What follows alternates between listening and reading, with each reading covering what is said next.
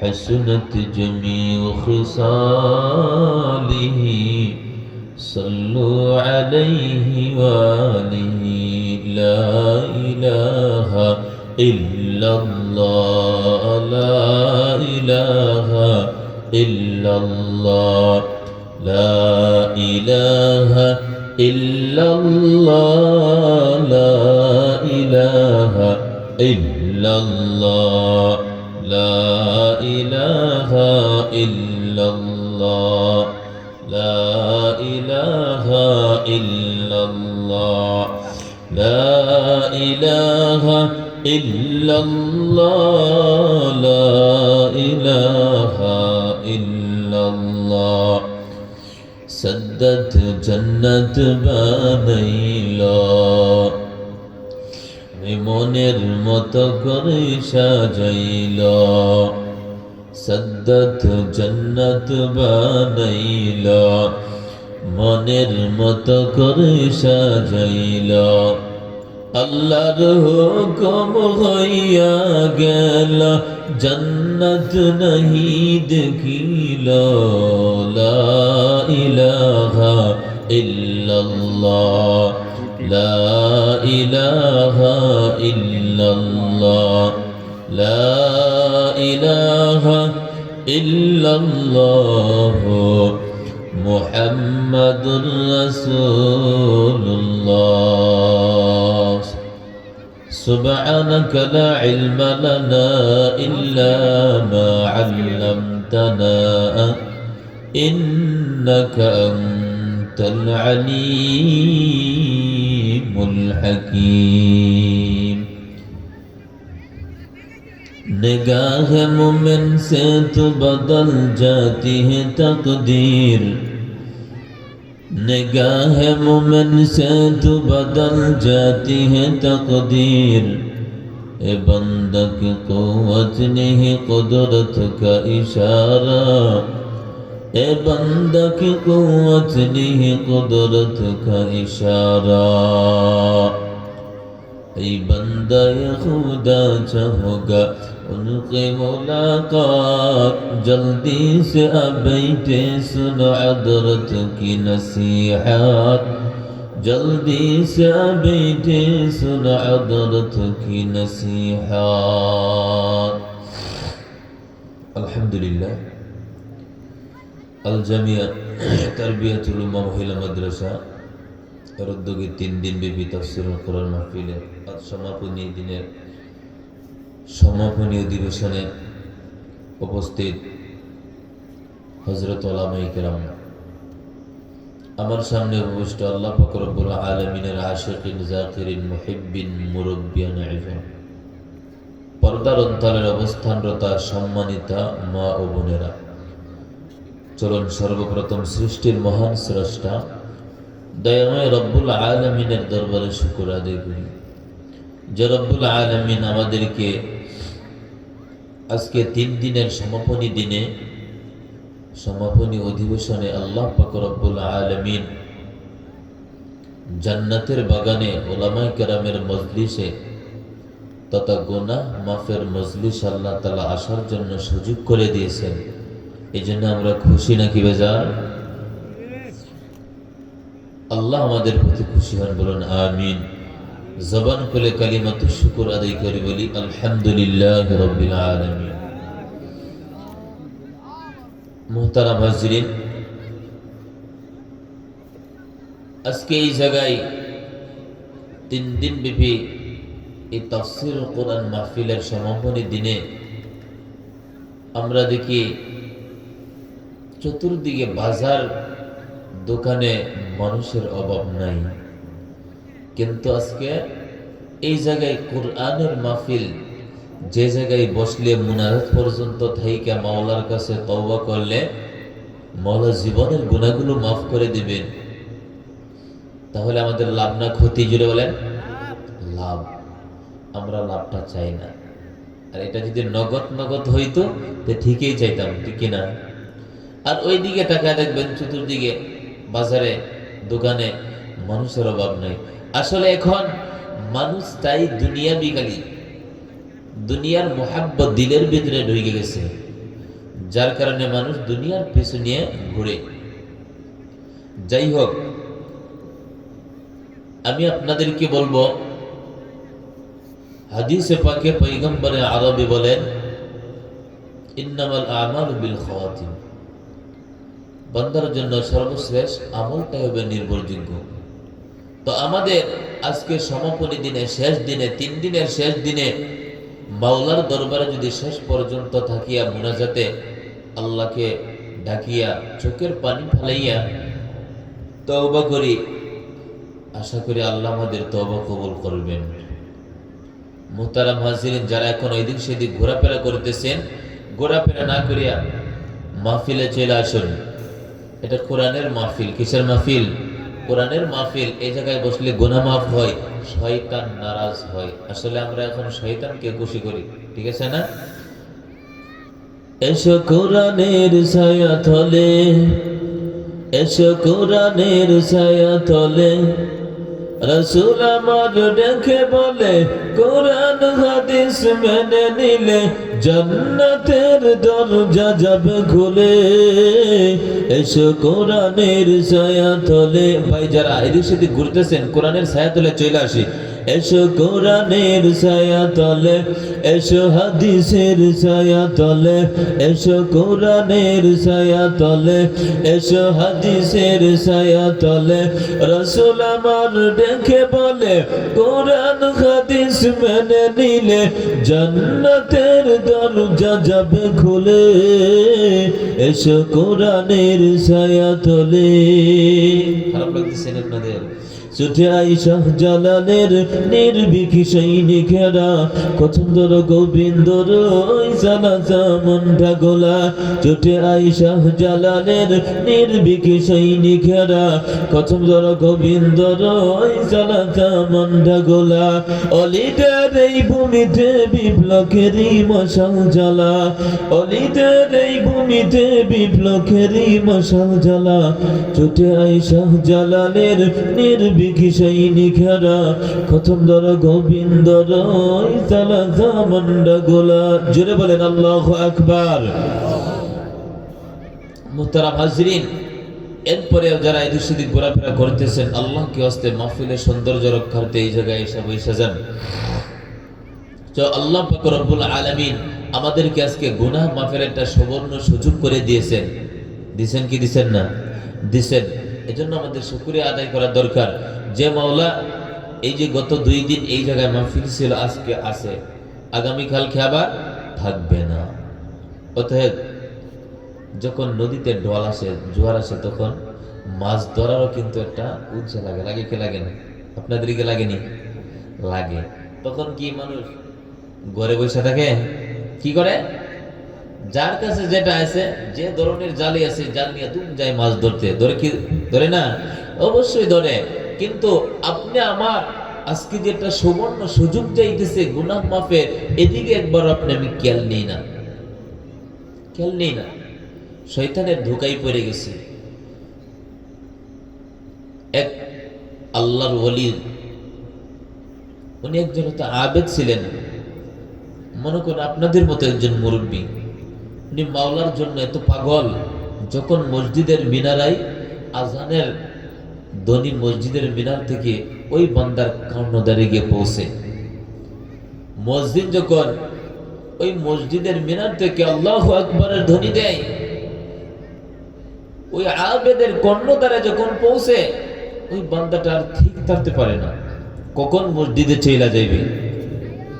কিন্তু ঘটনাক্রমে একদিন শয়তান ওই বান্দাকে এমন ভাবে ওসওয়াসা দিতেছে যে, চাচাজি আপনি মুরব্বী হয়ে গেছেন, বুড়া মানুষ, এখন যদি আপনি মসজিদে যান, ওইদিকে রাত্রিবেলা বৃষ্টি হয়েছে, ঠান্ডার রাত, আপনি যদি এখন ফজরের সময় মসজিদে যান, তাহলে হয়তো বা আপনি যদি হুসুটকে রাস্তায় পড়ে যান, তাহলে আপনার একটা অঙ্গ যদি নষ্ট হয়ে যায়, তাহলে যদি আপনার হায়াত সামনে আরো থাকে, তাহলে দুনিয়াতে চলাটা আপনার জন্য কষ্টকর হয়ে যাবে। অতএব আপনি যায়েন না, অতএব আপনি যায়েন না।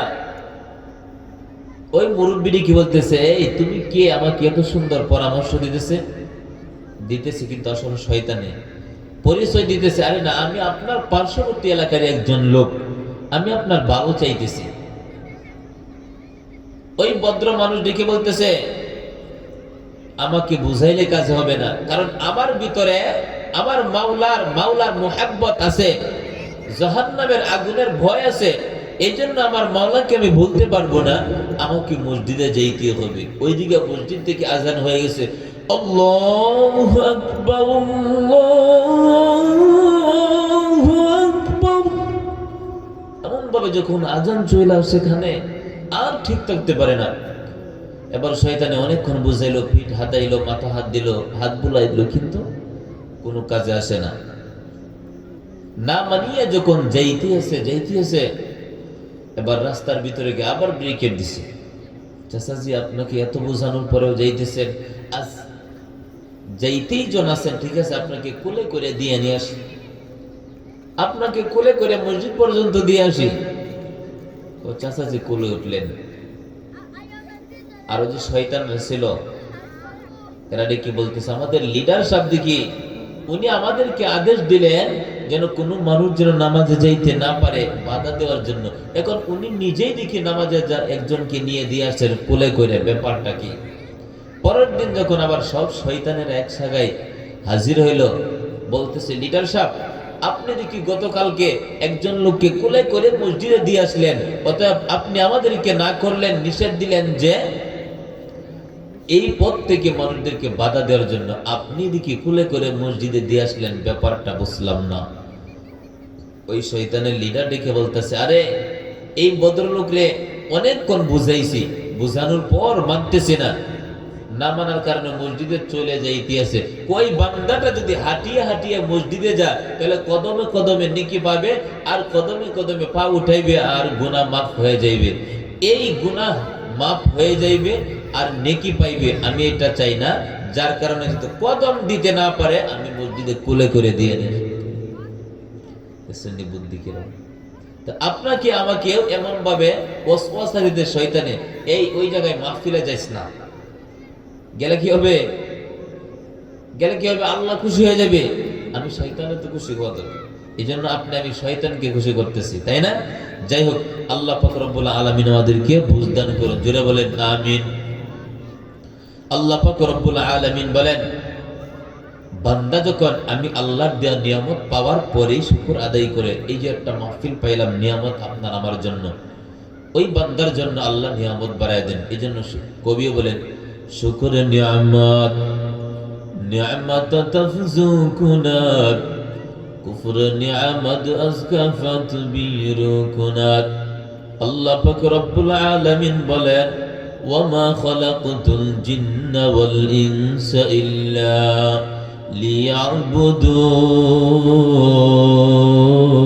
লিয়াবুদুন, মা খালাকতুল জিন্না ওয়াল ইনসি বিখার जुज़ इबादत निस्ते मक़सद अज़्ज़ग़ा। सारे दुनिया हो मुख़लक़ कुछ नहीं नुक़सान, सारे दुनिया हो मुख़लक़ कुछ नहीं नुक़सान। डर नहीं कुछ डर नहीं जब खुदा रहमान, डर नहीं कुछ डर नहीं जब खुदा रहमान। আমাদের রহমান কে? জুড়ে বলেন, আর জুড়ে বলেন কে? আল্লাহ পাক রব্বুল আলামিন কালামুল্লাহ শরীফে বলেন, কুল ইয়া ইবাদিয়াল্লাযীনা আসরাফু আলা আনফুসিহিম লা তাকনাতু মির রাহমাতিল্লাহ, ইন্নাল্লাহা ইয়াগফিরুয যুনুবা জামিআ,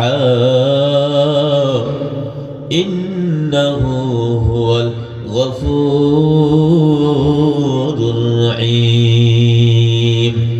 ই কালামে জিন্দা কুরআন হাকিম, حكمة لا يزال استقدم جميع العلم في القرآن حكيم، تقاصر عنه وفهام الرجال।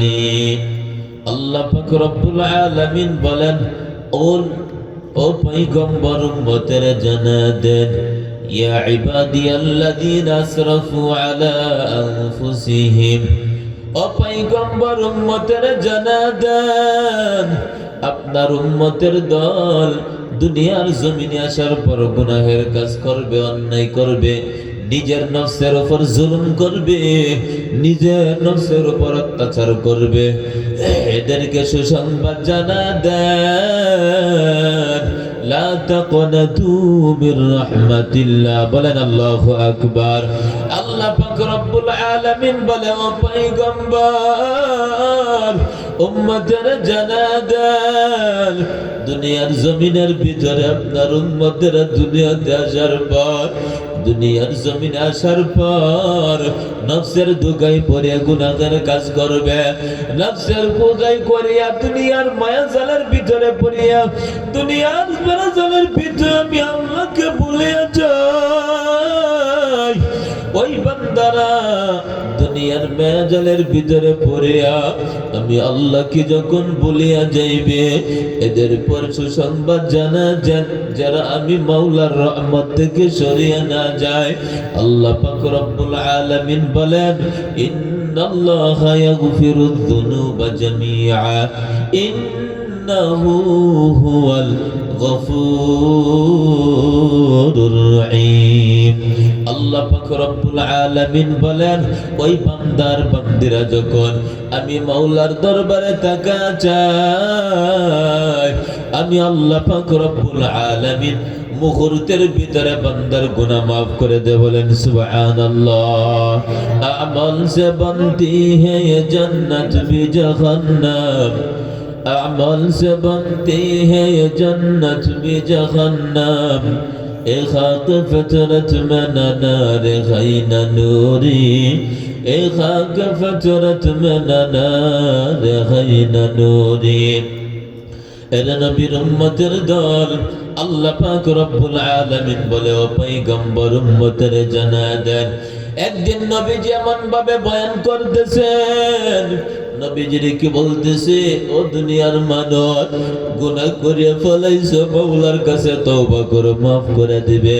তো একজন যুবক সামনের দিকে হাঁটতেছে, হঠাৎ করে পয়গম্বরের কথাটা দিলের ভিতরে নাই। ওই পয়গম্বরের কথাটা দিলের ভিতরে আর পর পাশে ছিলেন আবু বকর, সামনে দিয়ে ওই ডান পাশে আবু বকর বসা ছিলেন।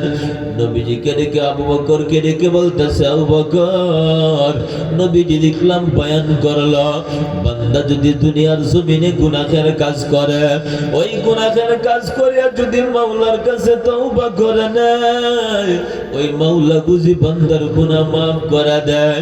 ওই আবু বকরের কাছে আইসা একদল যুবক ডেকে বলতেছে, আবু বকর, দুনিয়ার জমিনের ভিতরে বহু অন্যায় করলাম, দুনিয়ার জমিনে আসার পর চুরি করলাম, বেবিচারি করলাম, সব ধরনের গুনাহ করলাম, এমন কোন গুনাহের কাজ বাকি নাই যেটা করি নাই।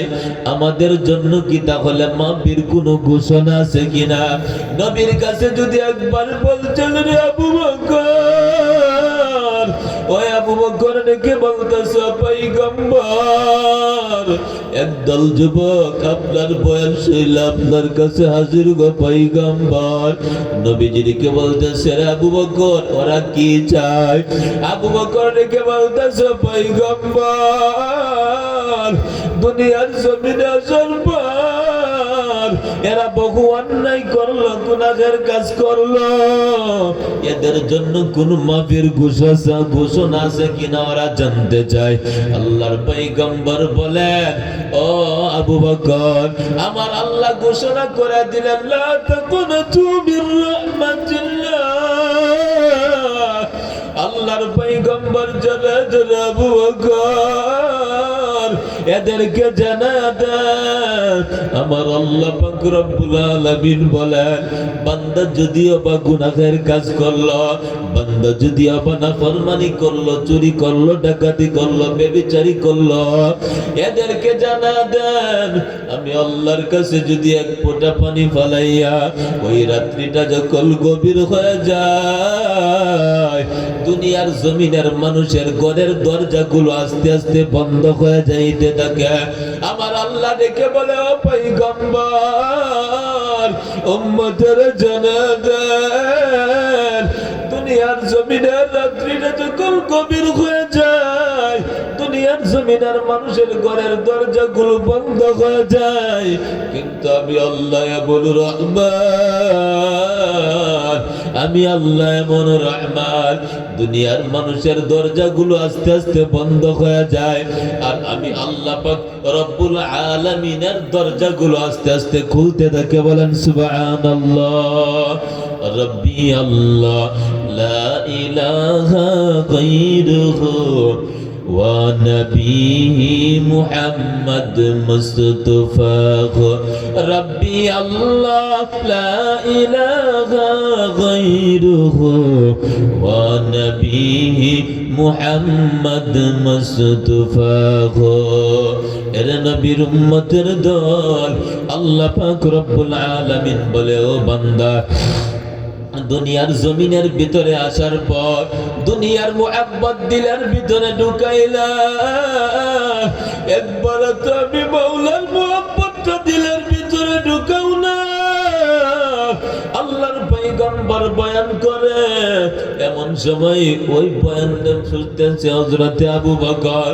আবু বকর বয়ানটা শোনার পর ওই গভীর রাত্রিটা যখন হয়ে যায়, নবীজিকে বলে, ওরে আবু বকর, যখন রাত্রি গভীর হয় দুনিয়ার মানুষের দরজা বন্ধ হয়, আর রাত্রি যখন গভীর হয় মাওলার রহমতের দরজা তখন খুলতে থাকে। সুবহানাল্লাহ। ওই সময় যখন আমার বান্দা বান্দিরা আমি মাওলার খোলা দরজা দিয়ে তাকাই, আমি আল্লাহ পাক রব্বুল আলামিন ওই বান্দা বান্দীদের গুনাহগুলো মাফ করে দেয়। ও আব্বা জান, তাকায় শোনো। আবু বকর রাদিয়াল্লাহু তাআলা আনহু বয়ানটা শোনার পর ওই মসজিদে নববীর ভিতরে গিয়া ওই গভীর রাতের ভিতরে সেজদায় পড়ে আমার মাওলার জন্য পাগল, ওই সেজদায় পড়ে কান্না করে আমার মালিককে ডাকে। ওই দিকে আপনার আমার পয়গম্বর রাতের বেলায় কে কোন হালতে আছে খবর নেওয়ার জন্য যখন ঘর থেকে বের হয়ে যায়, আবু বকরকে দেখতেছে ওই মসজিদের নববীর ভিতরে আবু বকর সিজদায় পড়ে আমার মালিককে ডেকে বলে, ও মালিক, ওই আসরের ময়দানটা বড় কঠিন, ওই কঠিন ময়দানের ভিতরে আমি আবু বকর দুনিয়ার জমিনের ভিতরে পয়গম্বরের যত আশিক থাকি না কেন, ওই দিন যদি আপনি আল্লাহ আমি আবু বকরকে ডেকে বলেন, রে আবু বকর, দুনিয়ার জমিনের ভিতরে কি আমল করলি রে আবু বকর? আমি মাওলার কাছে তোর ইবাদত কবুল হয় নাই। এমন ভাবে যদি আমি আবু বকরকে আমার মাওলা প্রশ্ন করে, আমি আবু বকরের জবাব দেওয়ার কোনো থাকবে না।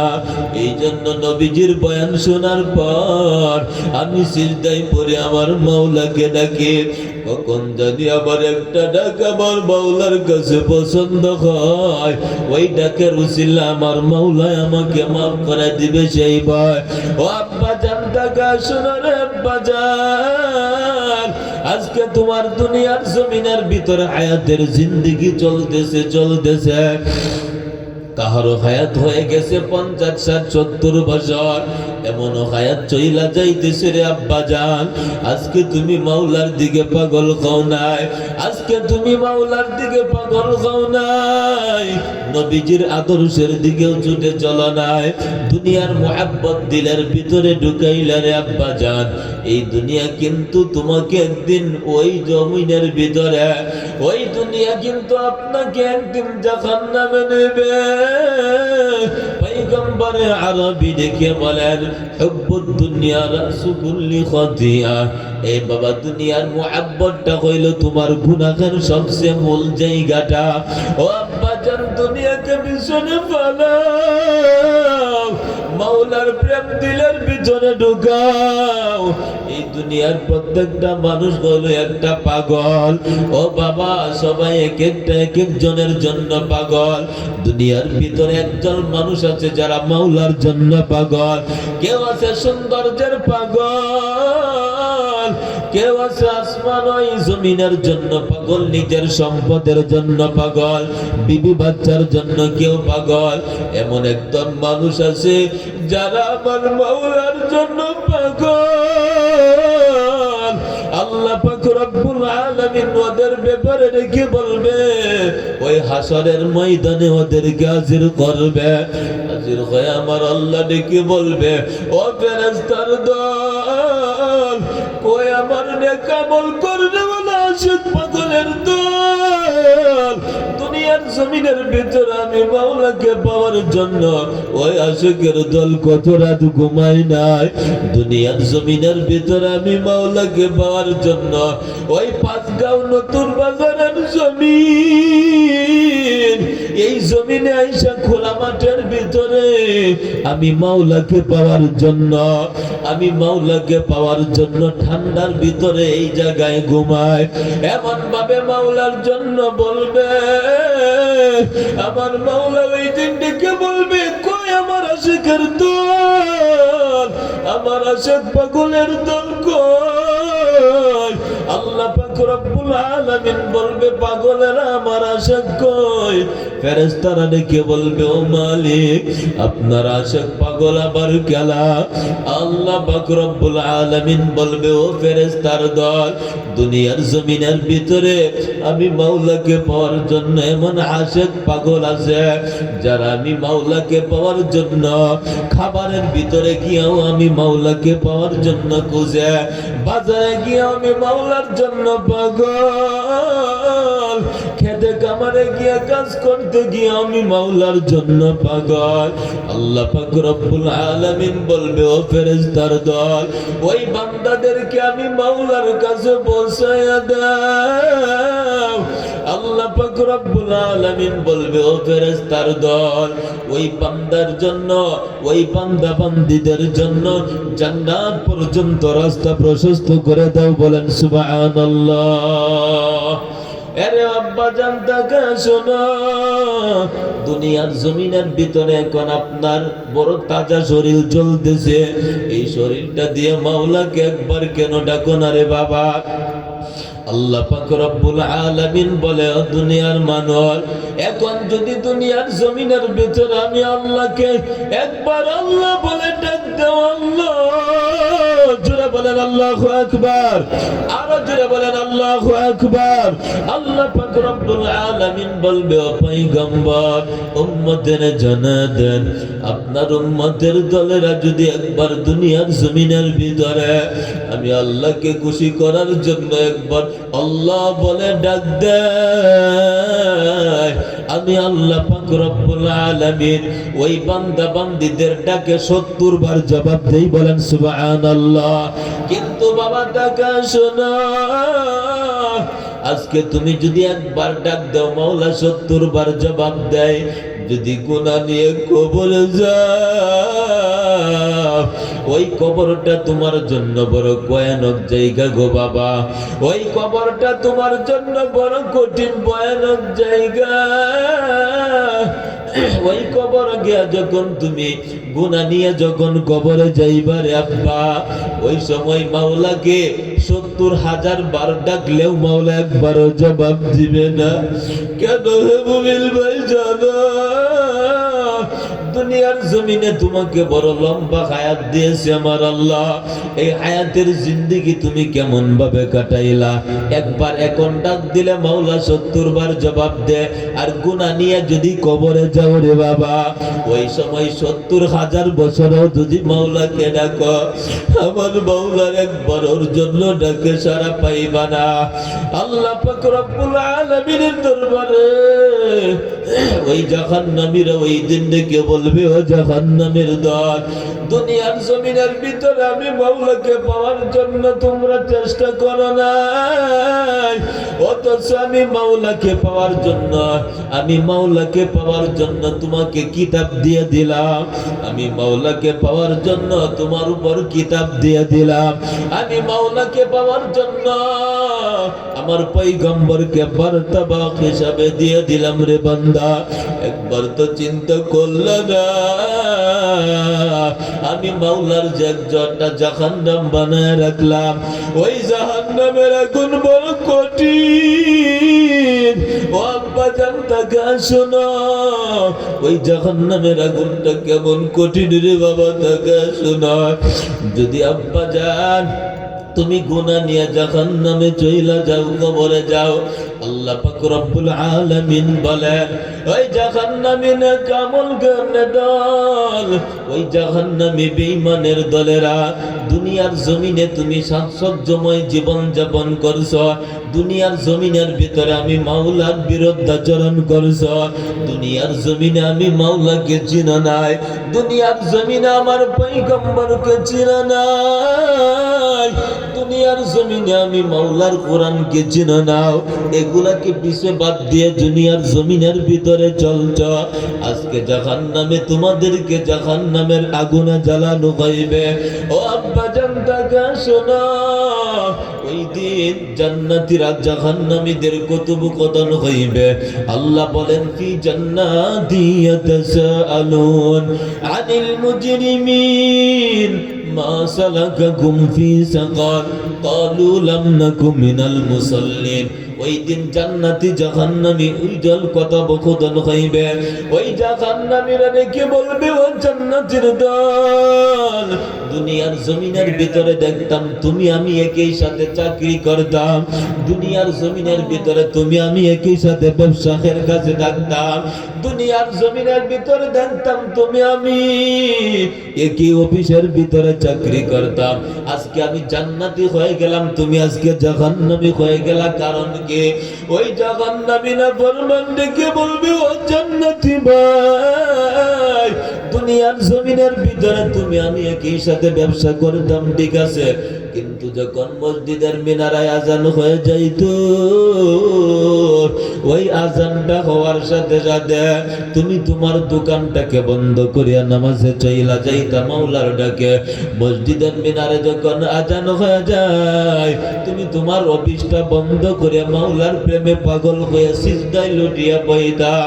যখন মসজিদের মিনারে আজান হয়ে যায়, এমন সময় তুমি ওই মাঠে ময়দানে কাজ করতে, কিন্তু তোমার ওই কাদামাখা শরীরটা নিয়ে জমিনের ভিতরে সিজদায় লুটিয়া পড়তে।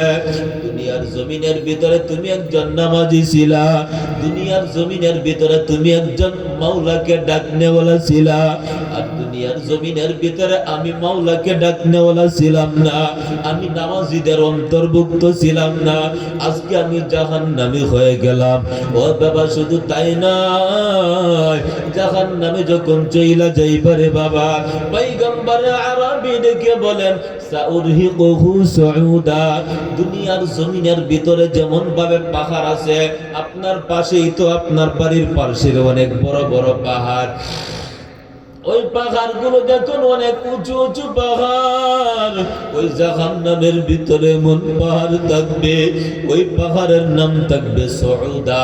পয়গম্বর ডেকে বলে ও উম্মতের দল, দুনিয়ার জমিনের ভিতরে পাহাড় দেখলাম, এই পাহাড়ের কত সৌন্দর্য রে উম্মত দেখলাম, কিন্তু গুনাহ নিয়ে কবরে গেলে ওই পাহাড়টা কেমন কঠিন হয়ে যাইবে।